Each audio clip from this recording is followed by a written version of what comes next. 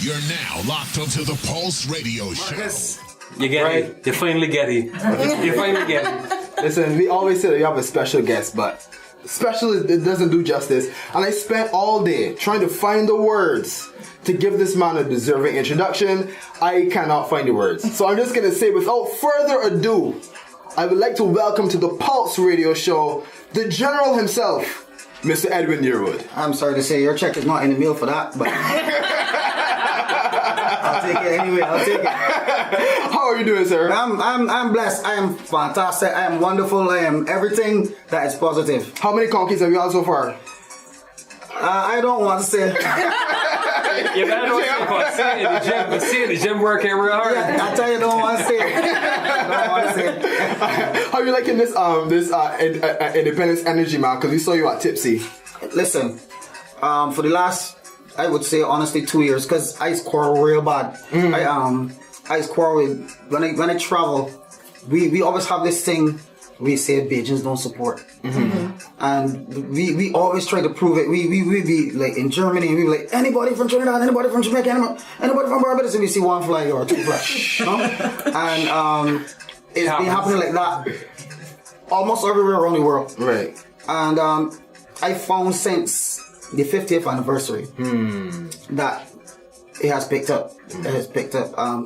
Actually, only the other day in New York. Gosh, man, you know. It was cool. I sure that a few Bajan artists can get higher again just now. No, but I mean, the independence energy is solid. I remember it not being this way. I remember Christmas coming as early as the 1st of November. Yeah. You know, but no, you're aware. Yeah, and it's very important for you. The pride is really back now, like more than ever. Yeah. I hope it grows. I hope it continues to grow. Well, what we've been saying a lot was that Crop Over 2018 was almost perfect. Almost perfect. Almost. But something was missing from it, right? Something was missing in the pot. Something was missing. You know, we needed that extra ingredient, right? The chemical X. Shout out to any Pop-Up Girls fans, by the way. Pop-Up Girls, anybody? I'm 27. What do you want me to do? I'm 27. You got a birthday. But we were missing someone, and that is you, sir. There is no money in my account to send to your. So you were missing in action. Can you give us any details on why you decided to take the year off? There are actually no details. I honestly I am one of those people that I just roll with how I feel, full stop. You know, and I got up when it was time for me to start to be really creative. I got up and I was like, you see this right now, this kind of vibe, this kind of energy, it's best to just, you know. One of the things that I've always admired, the role models that I had in my life is like mainly sports role models. Yeah. Outside of that, the musicians will be like Stevie Wonder, David Rudder. All of them strive for excellence, and that's all I want to be about. The motto that Michael Jordan had basically was, if he doesn't feel it, he's not going to play. Right. You know, and that's how I see it. If I don't feel it, I'm not going to do it, because I love competing. I love crop over. There's a lot of money to be made outside of crop over, like Caribbean and stuff like that. But I try to be here for crop over. I don't think people really understand that till they recognize the kind of money you could be making. Right. So I see it as selling the overall product, the overall festival, because many people come here. So a lot of people benefit from it, not just, you know. So if I don't really have it, I'm not gonna bring it. I like an A game. I like that when I competing, that I ain't making up a number. I actually literally come to cut your tail, and if I get my tail cut in the process, fine. But That's your intention. My intention is to beat up somebody. Cut tail. Yeah, you know. I am boxing and hiding behind gloves. I boxing and my whole face open. You can smell it up when you're done.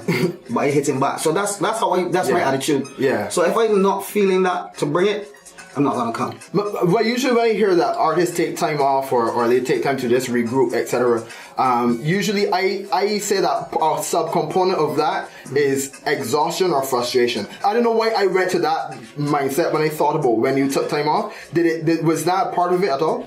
For me, in this business, exhaustion is when you get like 65 or 70. Because this is not one of those businesses that allows for pension, and allows for something to lay down on after, you know. You have to keep going. You gotta keep going, man. You have to keep going. People don't understand the rules of entertainment is that you're as good as your last show. Yeah. If you don't bring it, and this has nothing to do with competition, if you don't bring it, it makes no sense being in this. I've been doing this in a time when people never saw it, not just in Barbados, people never saw it in the Caribbean as a viable career option. Mm-hmm. And they were knocking on doors and talking to young people and stuff about where this could go, right. You know, but nobody was listening. In fact, we had people who would walk up to me and I would say, I'm singing, and it was this, so where's your job? You know? They never saw it as a career option. They never saw it that way. So we knew we had our work cut out, and it's the same way today. And it's something that we will preach and continue to fight with. So for me, I would love not to have to do another job. Right. So in order for me not to have to do another job, I have to bring the 24. The essential part of this is that I'm self-employed. The bottom line, the crux of the whole thing is that I'm self-employed, and not just self-employed. I have to generate that income. If I go in front of an audience today and flop, tomorrow I probably won't get work. You know, the internet is something serious. Unforgiving, boy. You know, back in the day, if I have a bad performance, one or two people will hear about it. Have a bad performance tomorrow, promoters will hear, audiences will hear and see. Yeah, I see, right? Live. Not even, I was going to say, same place. So it's important to be focused. It's important that when you hit that stage, as much fun as you see me having, I'm at work. I never, I had a girlfriend that I literally wanted to done with she because she would ask me, where you playing tonight? And I was like, I ain't playing. You're like, okay. Next tomorrow, she said, we playing tonight? I ain't playing. Next week. So I had to literally get that in her as a culture, basically, that is not games. Right. I don't even accept the word playing. That's just me. Would you recommend that upcoming artists can have that same feeling of only doing something when you feel it's right, when you know that you're going to give your A game and be excellent? Because I think people just keep going and trying to push through, even though they don't feel the vibe. You know what? It's a good idea, but if I have to be blunt, I don't care. And I'll tell you why. One of the things that I have found in life is that when you have a passion, there's nothing that stops you. Yeah. And at the end of the day, if you're getting it for the wrong reasons, it will do with you what it's supposed to do with you. That's how I see it. That's how I see life. If I got into entertainment for the wrong reason, when I got into the Crossfire, every single one of the guys in the band were working. And we came together and decided the only way that we could properly rehearse and everything is if we quit our day job. In those days, you literally had to you fully immerse yourself. Not only that, but you had to when you performing out, you had your own sound system.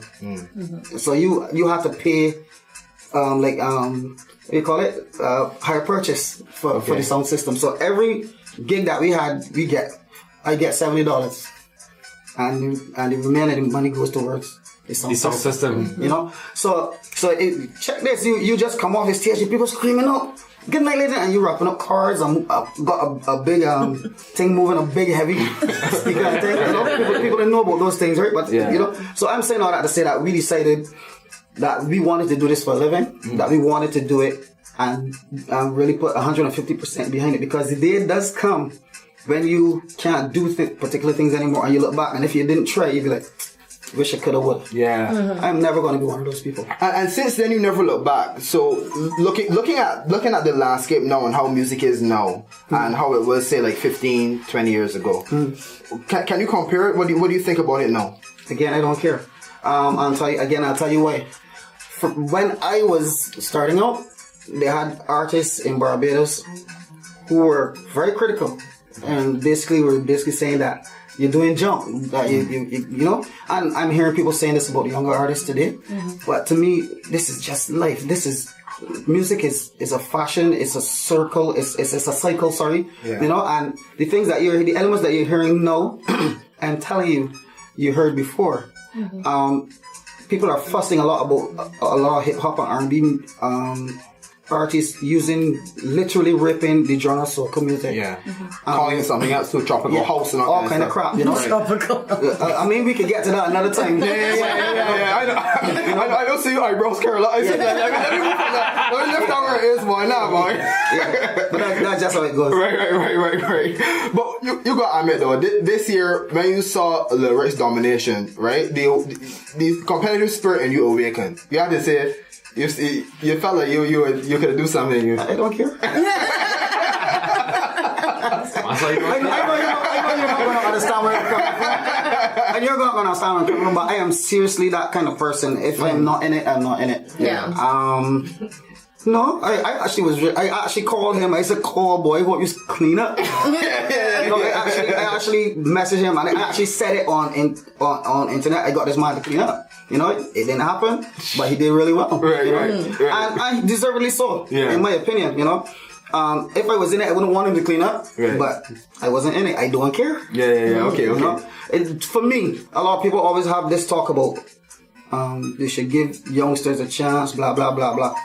In my opinion, people like Lyric should always enter competitions because if you want to be the best, you gotta be the best. And that's how I always saw it. I felt a voice sometimes if I go into a competition and Red Plus if I wasn't there. Because if I get beat, then it's for real. It's for real. Yeah, you literally used to be like, this body win, Red Plus if I come fourth, you come third, that's a victory. You're like, jeez. That was the benchmark for me. That kind of excellence and that kind of. So for me, that's what it's about. I think that people really need to wake up and just accept that there's a package called Little Rick. There are packages around this small Barbados got a lot of talent, and it's going to show eventually, one way or the other. My advice to young people isn't anything about what you said. It's simply just be yourself. Be yourself as an artist. It makes no sense. I used to watch when Whitney Houston was hot, came up. I used to watch everybody come on and sing a song, even men, and the microphone in their hand to do this, like Whitney Houston, because she used to talk. Right, the same kind of mannerisms. When I was 13 years old, I sang a Stevie Wonder song, and I came off the stage, and this guy came from nowhere and hugged me, and his compliment was, "Boy, you sound so good. You sound just like Stevie Wonder." And that changed my life. Because for me, I didn't want to sound like Stevie Wonder. Yeah. I wanted to sound like me. Yeah. And I believe that me being myself basically is what made a kind of a career for me. Yeah. That niche, And I think every entertainer that you hear, whether it's soca or outside of soca, that is successful, basically, they're themselves. They've presented something original. What I really like about what you said just now, though, because I was thinking about what you just said about youngsters coming up, and people are saying that the older people should make way for the youngsters to kind of but you are the bar, you set the bar, right? If the bar isn't there, then who's gonna? They have no standard to really compare themselves to, and that's why you have people questioning the standards of music today, because there really was never a bar, but. When I was young, there were like 20 bars. When I was younger, there were like 20. there were like 20 bars. You had stages. You almost. I don't know if this is the best way to put it, but you almost paid your dues. Right. As I said, Edwin Yearwood was lifting big, heavy equipment that he could barely lift. We fell in pools with equipment and all kind of things. Fell in pools? Yeah, you had to pass around the pool, the side of the pool. With the equipment in the hotels or whatever, at the hotels, at the hotels, and you're falling in the pool in the dark. So I'm pretty higher burgers now. That's another interview. But I think you have to pay. I think you pay your dues when you look back at again some of the more seasoned entertainers, people like Blood, Alison Hines, they got them. Even TC, Groupie. Those guys were around for a long time. It doesn't seem that way, but they were around for a long time. I remember Crossfire when we first started. There was this huge festival in Barbados called the Barbados Music Festival, held in St. Lawrence, and it passed for 2 years and we couldn't get on the show. Eventually, somebody said they would give us a slot, and we rehearsed for 6 months. 6 months? Yeah, in those days, we didn't have original songs yet. In those days, the songs were like Hip Hip Parade, big tunes and stuff like that, And we rehearsed so long. Cut a long story short, the band that was before us came off, and it was time for Crossfire to go on. Crowd was hype. We plugged in, Rebel plugged in his guitar, everybody set up. And when we say we're ready to go, somebody came on the microphone and said, Crossfire, you have to come off the stage. Such and such band going on now. And we like, oh, no, we ain't left in here. And we're like, well, if you don't leave, we will come and take you off the stage because so-and-so band wants to go on now. We never played. That is how it was back then. And we never performed. Yeah. After Jeez, oh my. yeah. We've had. That hurt. You ever heard the stories? We've had records music that we would have recorded, brought to a radio station, and have the DJ look at you and say, "You are not such and such band, so I ain't even playing it." You know, so people don't know what you would have gone through. People don't know the many years that you recorded that you didn't even get airplay once. You know, I have an uncle who would always make fun of me and say, "Wait, the add-on," because it would be. I remember the days it was Ben Calendar working up the road, and he would come on TV and would hear my song in the background. He would be talking over it, and that was it for the song. That was it. That's the most. You know, so people don't know what you went through, but as I said, you pay your dues. So So tell me something. At the point you're at now, I don't know if it's just me, but I see you like if there was like a soca Mount Everest, you're one of the handful of people at the top, right? No, but honestly, I mean, and you've been there for a while, and what I think about is what is it that motivates you now? Is there anything that you haven't done that's like on your bucket list to do creatively? Yeah. For me, it was never about stages. It was never about even accolades or awards. I mean, money is important. Yeah. But I just wanted to be able to sing. Right? From the time I knew myself, I just wanted to be able to sing. I remember talking to this lady from, she had just signed Shabba Ranks. And she was in Barbados. She's a Bajan actually. And she was in Barbados. And I happened to meet her and I said to her, I wish I could write. And she was like, what do you feel you can't write? Basically, anybody can write if you bring it from there. And again, that was another part of changing my life, you know? For me, I always wanted to do these things. I wanted to be able to create. I wanted to be able... So, I don't necessarily have to be on the biggest stage. Right. I always just wanted the opportunity to sing, the opportunity to express myself. So for me, what keeps me going isn't another stage, but it's the passion for it.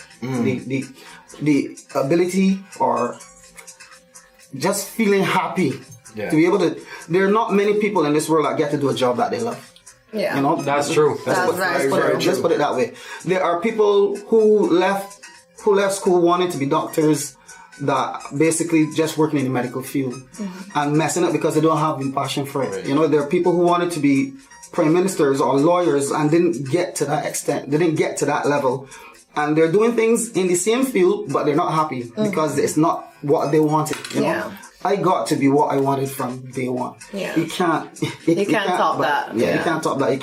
You just have to give blessings and thanks for that. Yeah. And right now I'm thinking, I really hope that this period of you feeling that you know, until you get back to your access, that you actually want to put out music. I hope that doesn't last until 2020. I hope that gets No, man. The funny thing is that you're always recording. It's just I didn't feel like I couldn't bring my A game. I didn't have that drive. And anytime I don't have that drive, I'm not leaving the shower. I'm not leaving the shower and go back to bed. And I'm not giving people who are accustomed to a level from me anything short of that. I don't want to, because it's possible it can happen, but I don't speak those kind of things into my You had your break this year. You didn't come on the scene at all, and you mentioned your reasons, obviously why. But is it the case that next year we could see you maybe in one facet, but not pickety crop or pickety crop, or is it a case that you're gonna do everything every time you come out? I don't know. That's what you feeling. Because to tell you the truth, I don't care. I do everything. I just love to be a part of the festival. I remember being a little boy and walking on Spring Garden and hearing Granny music pass and I saying, boy, I wonder if one day that would be me coming through those big speakers on that track, boy. And I said that and I wasn't even serious. I said that I probably was like 10 years old. And I just said that to myself, that should be me, boy, that's all sweet. And you got a clue that this is what you're going to be doing. So sometimes the mere fact that you can put out songs and you can, like, what is going to happen tomorrow, they pop up, where you can literally stop a song and people continue singing it. That's mad vibes. You don't need no more than that. Yeah. Speaking of vibes, how do you know when you have a song in the studio and you're cooking up something? How do you know this is the one? Like, what is there any way that you can explain that? I don't know what is what. To be honest with you, I don't go in the studio thinking that I'm leaving with a hit. To me, you're always in a state of becoming. I always looking to improve. And actually, the minutes run me out the studio because I try to call back and do something else and that kind of thing. Perfectionist. I won't say that. I would just say that I just pick at things all the time. Okay. Perfectionist. Oh, you just picking it. Yeah, Okay. I just you know, when you have something, you finish a song and you listen to it for 2-3 days. Yeah. To try to get out the kinks. And you hear something, you just always want to go back at it. It's like an artist who would do a painting and be like, see that there? He could do with a mustache, you know. You just pick it up. With a mustache, That's how I see it. That's how I see it. So for me, it's just about the vibe, right? I ain't interested in nothing else but the vibe. Again, it all points back to why I didn't take part last year. If the vibe doesn't wake me up, and not moving. Yeah, I wonder that because your music is so good. I try not to it's totally spaz out and thing, right? Your music is so good, man. Yeah. And consistently to the point that it's like it is almost weird how one band, right, can create music where the vibes are always of a certain level. And from you saying that you take time off to really make sure you bring out the best stuff, I really wonder if other artists should do the same thing, right? I really do. Because you're asking me that? No. I'm just saying that there are like ebbs and flows and peaks and valleys in certain careers, but you have been at a level where it's like you're always at the top. And it's because I think that's because you don't do anything unless you feel like, okay, I should do it, rather than keep going every year. That's when you put out something. I mean, everything has its luck. Everything has its blessings. I think I've been really blessed over the years. People always talk about being humble and all that crap, but I just simply believe there's a lot to do with blessings. I believe that there are people way more talented than I am that will never get the little breaks that I have gotten. They will never see the light. That there are people. I believe there are people faster than Usain Bolt, right? That ain't gonna get the opportunity to run as he has gotten the opportunity. So he's got to give thanks and really seriously look at it as blessings. For me, this is my life. This is what I wanted. Kids could have come or not. That's how serious I am about it. A wife could have come or not. That's how serious I am about it. I could have lived out a shoe as long as I got to do this. So that's the passion I have for it. So I don't know if that contributes to what you call consistency or to a particular level. I don't know because I never tried to have any kind of MO. I never tried to have a formula or anything like that. It was just always vibes. Yeah. I write life lessons and life history, life itself. That's how I write. Whether it's a joke, I always tell people you communicate through music. So for me, I can sing Tonight I Stumped My Toe. Tonight I Stumped My Toe. And you'd be like, he's singing so much crap. But in 3 other countries, it's huge because so many people relate to the fact that they have stumped toes. People don't understand that. And people don't understand that if you speak the truth and speak yourself in music, you will, but life is life. So you will butt up on somebody.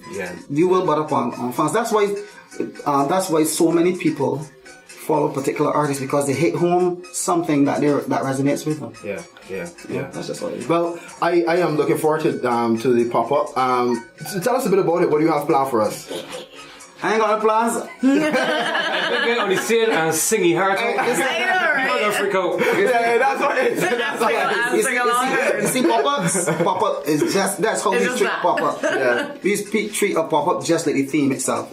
Any song can pop up at any time, any request you want. It's just about having fun. And I must say thank you to all of those people who have been coming out to the pop-ups, who have been supporting Crossfire over the years. Oh my God, I want to support a band along. It is ridiculous. I mean, I don't like to sound old because I hate using the word old with me. But it is incredible to see a mother and a daughter partying together. Who came up with music?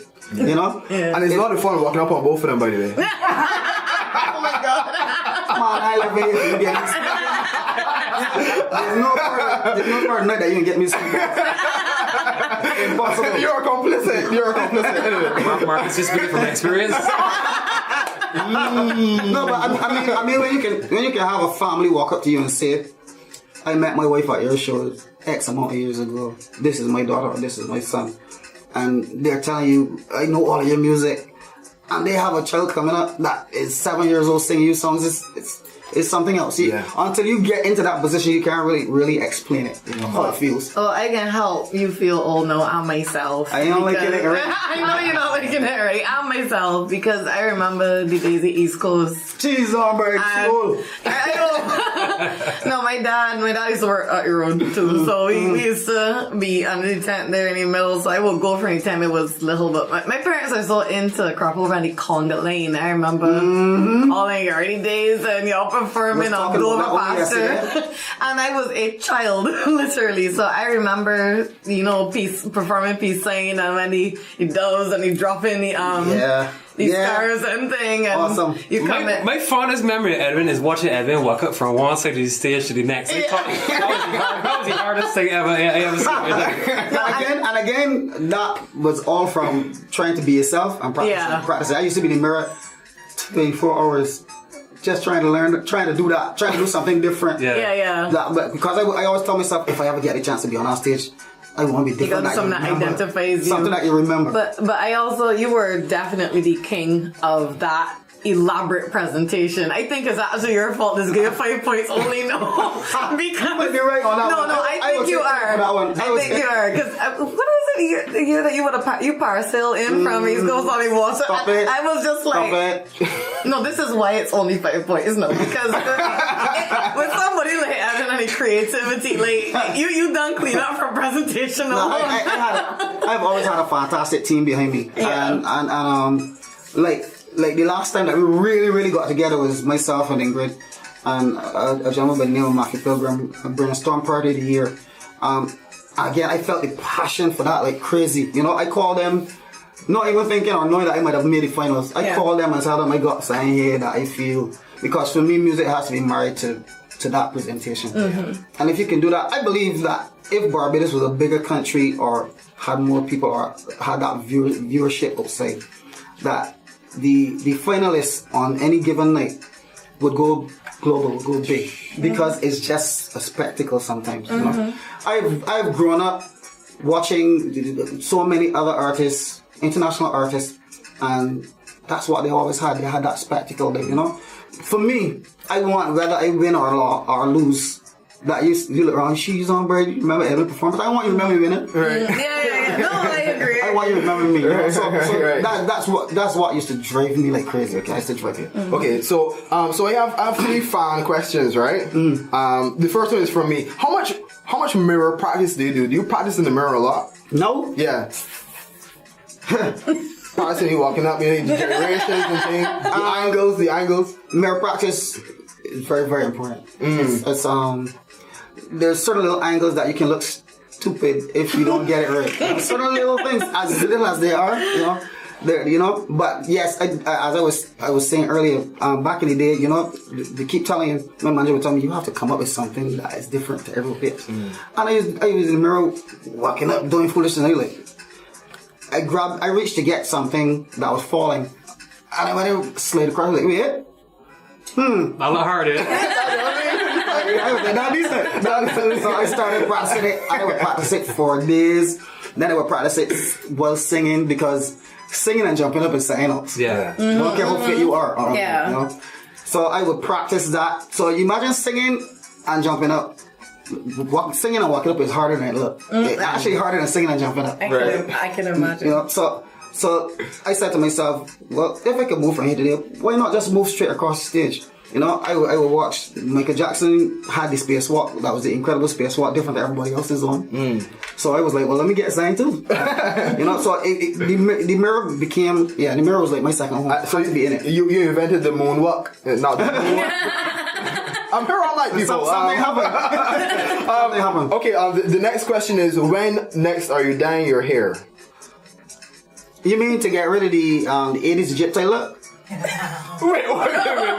Elaborate, please. Yeah, you know, 80s jet tie has got black and The black and white. Oh, yeah. Because that's the only thing that I'll be doing. I mean, again, that was right down to being yourself. Yeah. That was me expressing myself as a youngster, basically. Like I remember going to a hairdresser and I saw a lot of people had these little pieces of bleach hair on the end, and she was like, I said, I want some. I did mine myself, and it looked really crazy because I didn't catch the full half. And she was like, young boy, you can either do it halfway or don't do it at all because it looks stink. And she did it for me halfway, and I never turned back. Nice. You actually, as Crossfire grew, you would actually, like, I remember in Curacao they call me Yin Yang. In Jamaica they call you half. You know, there's so many different names. You know? And it came about from all that. So sometimes you literally go on stage now, and some people don't recognize you to the hair pump here because we're like, where the other half of your hair going? I thought that was a time. Okay, nice. Okay, and the final question is, out of your catalog, everybody has a favorite. What is yours? There's so many. I don't have a favorite, but if I was to tell you one that I'm really pleased with is a song called Something Greater. Something greater. Yeah, it's a song called Something Greater. It's what people want to continue to classify as the calypso genre, but for me it speaks a lot for today, yesteryear, and tomorrow. That was something that you wrote yourself as well too? Yeah, there are very few songs I sing that I never wrote. Okay. Yeah. I wrote most of my material. Oh, Sat Passe you did? Mm-hmm. Oh, wow. Pop me up? Mm-hmm. Okay. You can go at me. Let's I just keep like turning it up. Sugarcane, like that's all my favorites. Like let's go. Yep. Which I think is actually one of the most creatively written songs. What's that? About Sugarcane. Sugarcane? Yeah. Interesting. Yes. Thank you. Thank you. I will just end up calling off everything because I'm not even playing. I know you don't got them. You can right? But I am a fan, and this afternoon when I posted the promo to say we were having you tonight, my friend in Canada messaged me and she was like, "Oh, the father of independence." No, like people are really were excited to hear you. So I'm very happy to have you. I am very appreciative of this. But yes, I do write 98% of my songs, and the songs that I do say that I more or less somebody just come and ask if I can do a song. Right. I've been getting into doing other songs recently, so we will see. But I'm a hard head with that. I always thought that since the lady said that I could write if I want to write, I never stopped. Right. And then I get to recognize that writing itself is about life, We can laugh today, we can cry tomorrow, we can be angry, we can be happy, we can be sad. And if you just live life, something can come. Yeah. That's it. Edwin, you're singing, you're performing, you spend a lot of hours in the mirror dancing. So you're a dancer. What about production? You spend more time on production than on When am I going to see Edwin Yearwood as a producer of a record? The funny thing is the first production I ever did was that I produced the late great Arrow's last album. Really? Yeah, we were at a world music, a world Creole festival together, and he wanted me to write a song, and the song did so well. For me, as big as hits as you think that I had, I never looked on my statements and see Iceland before I wrote a song for him. And because he the song Hot, yeah. really went places, So his catalog was such that because of Hot, everything just went. So he asked me. I was shocked that he did, but he asked me to produce an album for him, and we had done it at Underground Studios. That's by Darren. Yeah. Okay. We had done it there. So that was the first album I actually ever produced. I produced one or two other songs and stuff, but I don't try to pretend that I am really great at certain things. I stick mainly to writing and singing. I can produce, and the day for that will come. All right. Cool. Edwin, the father of independence. Move over, what is going on?